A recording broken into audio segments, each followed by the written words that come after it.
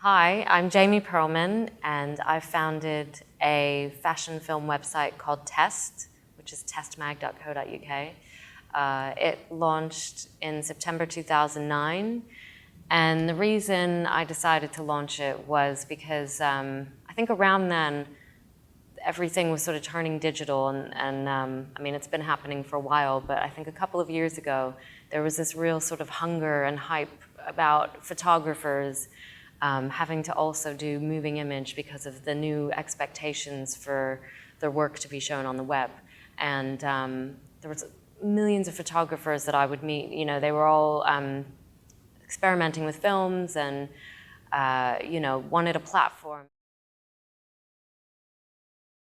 So some of my favorite directors that I've worked with, I've got so many, but first person that comes to mind is Quentin Jones. She was a model turned illustrator and now is an amazing filmmaker and animator.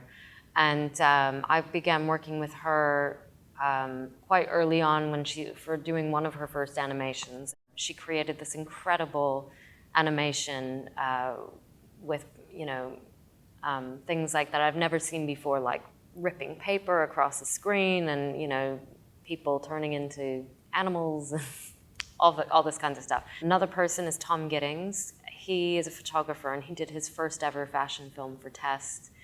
He went to a lavender field that was in bloom with a stylist called Camilla Pohl, and they created something really special. And I just think it's a fantastic first film.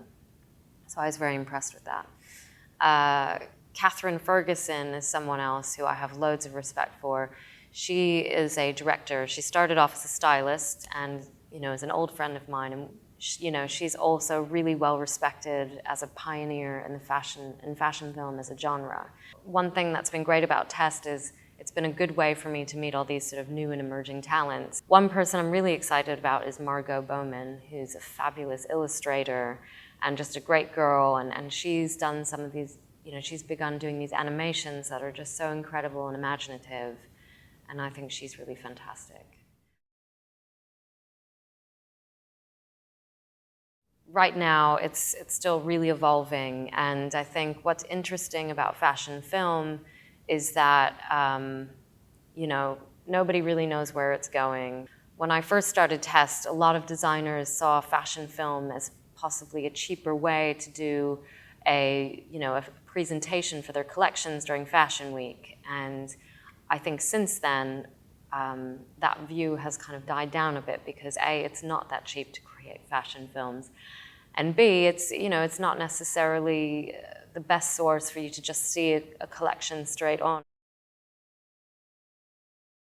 I think I love still images, and I don't ever see print magazines or still images dying. I think there's something really special about looking at pictures, you know, still images. You can take your time, you've got control, you can look at a picture, spend as much time on it as you want, you can turn a page, you can go back and look at the page before, you've got total control over the way you view still pictures, and it captures a moment, and there's an air of mystery, or, you know, there's more room for interpretation in a way.